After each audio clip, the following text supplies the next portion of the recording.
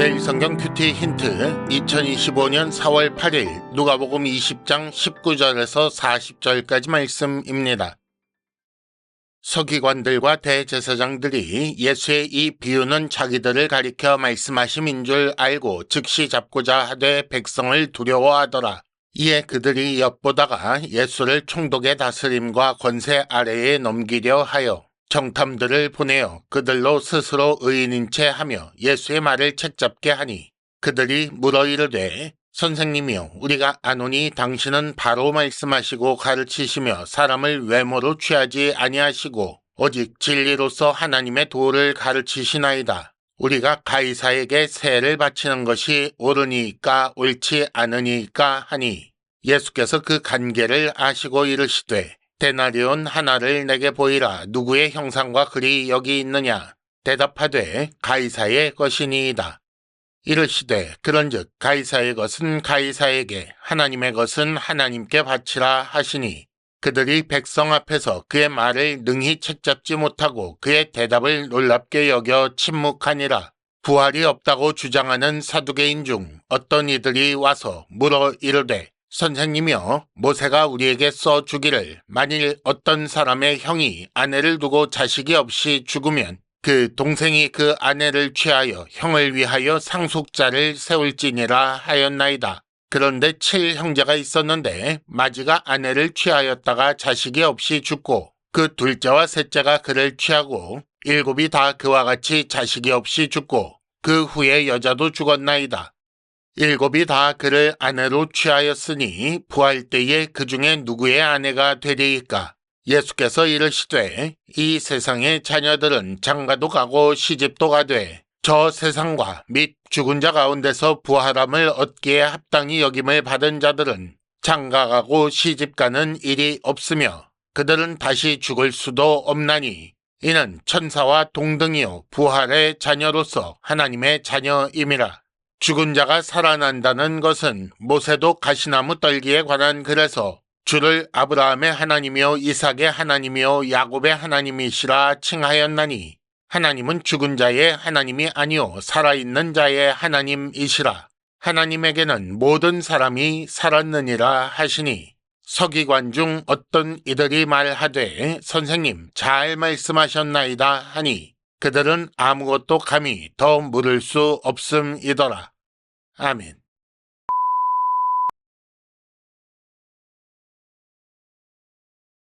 (1단계) 본문의 구조와 내용을 간단하게 정리하기. 오늘 말씀에는 먼저 정탐들이 세금 문제로 질문하자 예수께서 답하신 내용이 나옵니다. 그리고 이어서 사두개인들이 부활에 대해 질문하자 예수께서 답하신 것이 나오지요. 먼저 19절에서 22절까지 정탐들이 와서 가이사에게 세 바치는 것을 가지고 질문합니다.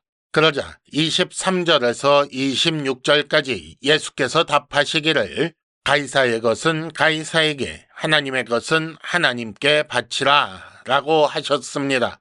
그 다음 27절에서 33절까지 부활이 없다고 주장하는 사두개인들이 예수님을 찾아와 질문하였고 34절부터 40절까지 그에 대한 예수님의 답이 나오는데 하나님은 살아있는 자의 하나님이라고 말씀하셨습니다. 오늘 말씀의 내용을 간단하게 살펴보겠습니다. 서기관들과 대제사장들이 정탐들을 보내어 예수를 책잡게 했습니다. 그래서 그들이 예수님께 와서 가이사에게 세 바치는 것, 세금 내는 것에 대하여 질문하지요. 그러자 예수께서 데나리온에 누구의 형상과 글이 있는지 질문하시면서 가이사의 것은 가이사에게, 하나님의 것은 하나님께 바치라고 하셨습니다. 그 다음 부활이 없다 주장하는 사두개인들이 부활을 부정하기 위해 모세의 글에 근거하여 형사 취수에 관련된 질문을 하지요. 예수께서는 이 질문에 대해 먼저 저 세상 삶의 방식이 이 세상과 다르다는 것을 알리시고 그 다음 그들이 공격의 빌미로 삼았던 모세의 글에 근거하여 하나님은 살아있는 자의 하나님이라고 하셨습니다. 2단계 본문의 핵심 메시지 읽어내기.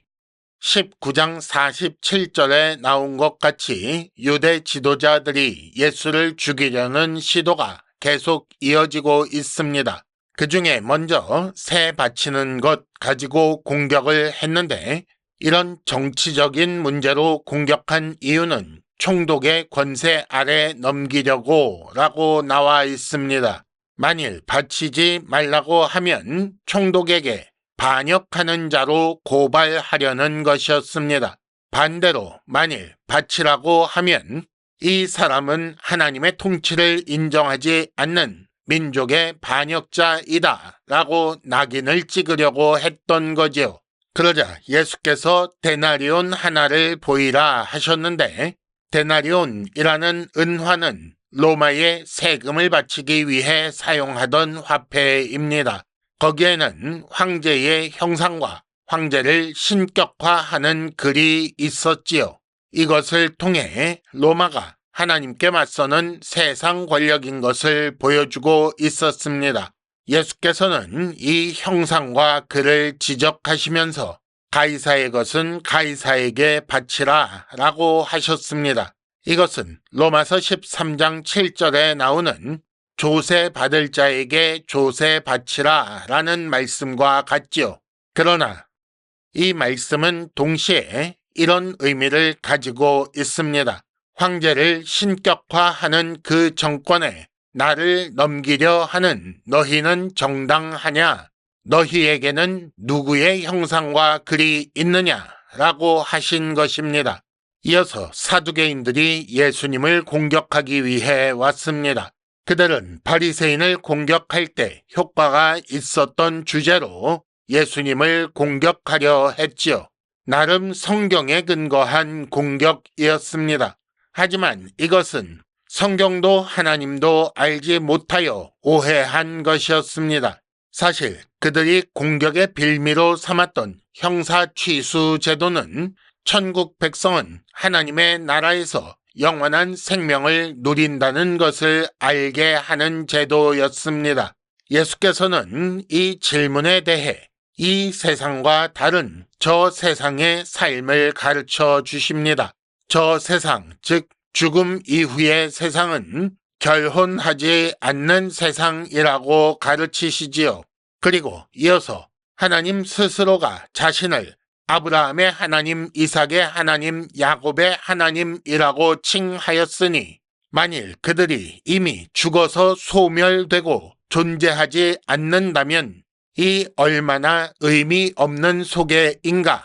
하나님께서 자신을 그렇게 소개하신다면 그들은 부활하여 현존하는 사람들이라고 말씀하신 것입니다. 3단계 본문의 핵심 메시지를 현재로 연결시키기. 성도는 하나님의 형상을 회복한 자입니다. 구원받은 성도에게는 하나님의 형상과 글이 있습니다. 그렇기 때문에 세상을 추구하고 세상을 향하여 바쳐지는 세상 소유가 될 수 없습니다. 자신에게 새겨진 하나님의 형상과 글을 확인해야 하고 하나님께 바쳐져 하나님의 소유가 되는 것을 당연히 여겨야 합니다. 성도는 하나님 나라의 번영과 하나님의 영광을 위하여 그 인생 전체를 드리는 것이 옳습니다. 부활과 영생에 대한 교훈을 깊이 묵상하시기 바랍니다. 매우 짧고 허무한 인생을 사는 우리에게 부활과 영생은 큰 위로가 됩니다. 성경도 하나님의 능력도 몰라서 오해하면 이 위로에서 멀어집니다. 그러므로 성경을 잘 배우고 부활과 영생에 대해 깊이 묵상하여 흔들림 없는 소망을 가져야 위로 가운데 세상을 살 수 있습니다. 그저 잠시 사는 인생을 가치 있는 삶으로 만드는 방법은 이것뿐입니다.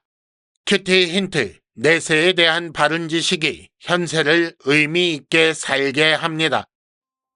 이상으로 2025년 4월 8일 매일 성경 큐티 힌트를 마칩니다.